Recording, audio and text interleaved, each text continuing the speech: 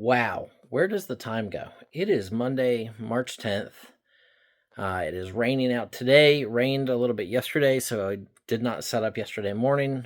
We did set up at the flea market on Saturday. Did pretty well. Sold a whole carload to another dealer. On Sunday, we had reloaded to go set up on Sunday. Wound up going up a little bit later, like 11 o'clock, 10:30. Met up with that dealer, and he bought that carload as well. So that's good. We're just moving some stock out of the way. And then, of course, I bought stuff.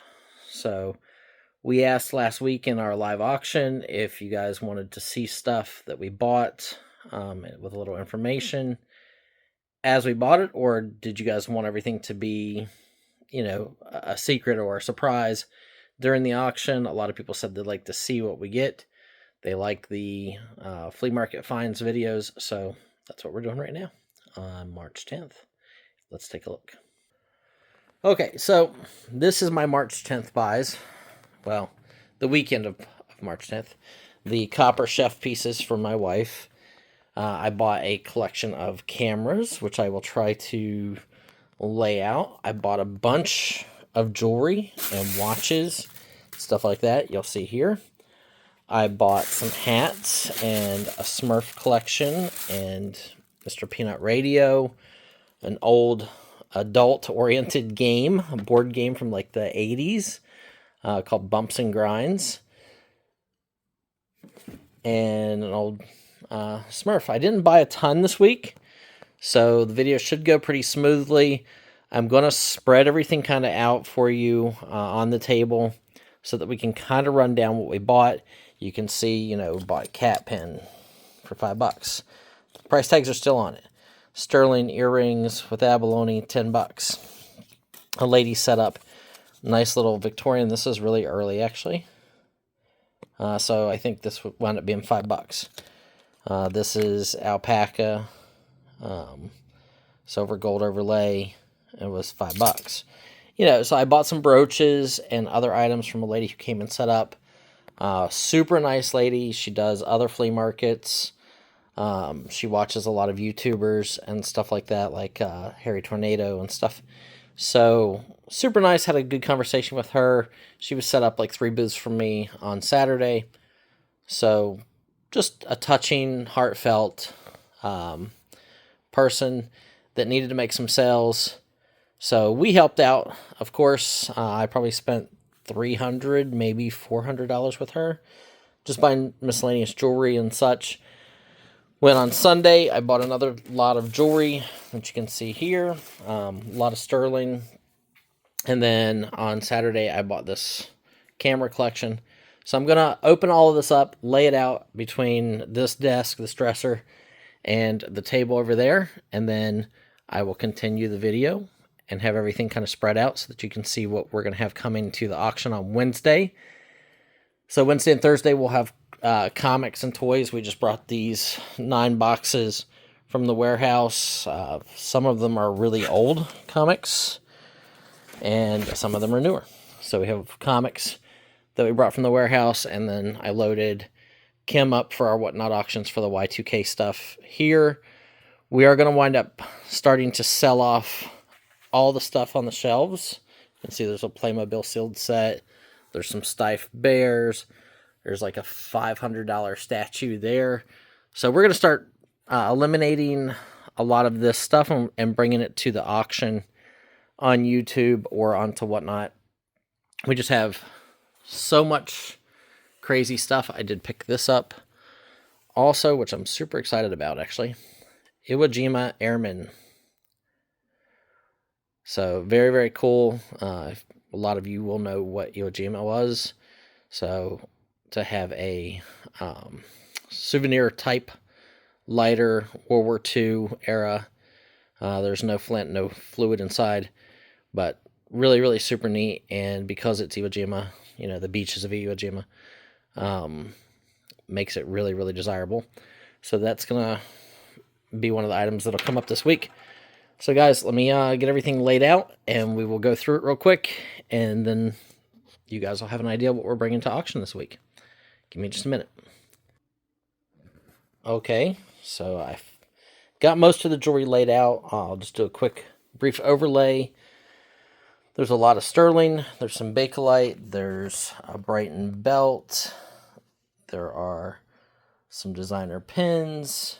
You can see, like, I've left the prices right on the stuff, so I don't hide anything ever. The fish could be sterling. I cannot find any markings on it, but I might try to have it tested before Wednesday. Same with one of the pumpkins. There is this awesome hand-painted cloisonne type watch. There is a cool old Caterpillar watch fob. There's something unique about this charm. It's super heavy.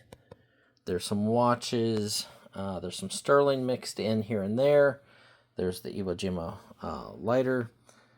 Westclock's pocket watch. Silver belt buckle. This is all silver, all sterling marked. Going up through here, these doves or Dusselfinks or peacocks, whatever you want to call them, are heavy and they're amazing. So all of this is 925 silver. You can see like some of the prices on some of these things. Then over here, I missed. Oh, guys, I missed. A lady came out, cleaned out a locker from like TJ Maxx type stuff, but Coach, Michael Kors, Ralph Lauren, Juicy Couture, just tons of great brand new with tags jewelry and clothing, mostly clothing. I got some of the jewelry. So this one here has the Coach look, but I think it is marked RLL, so Ralph Lauren. This one here is Michael Kors, if I remember right. No, that's Coach. That necklace. These are Michael Kors. They're all fully marked. The keys are Michael Kors. This is Juicy Couture, this big, thick, brass-colored one. It's a brooch. These are sterling here. So we got all that. This is a bunch of brooches and other items. Like I said, I was there with her when she was setting up, and then when she went to leave, I made a deal with her just to buy all of her smalls that she had. So I haven't even really sat down and gone through this. There's tons of brooches, tons of little pins. I have found sterling and other items in there, so that's going to come to the auction. This is a super neat silver set. You can see I paid $15 for it, with a necklace, 2 earrings, with the pin right here, like the hang, the pendant, and a ring. Super neat. Don't know if this is glass or if it's something else. I would probably say it's glass, but really cool. So got that and all of this. So that's the jewelry portion, and then I'll show you guys the other stuff I got. Okay, so I laid out some of the other stuff. Put away the jewelry. Got a little Smurf collection. This is all vintage Smurf stuff. The awesome vintage Smurf bank. The Planters Peanut radio. I picked up some hats.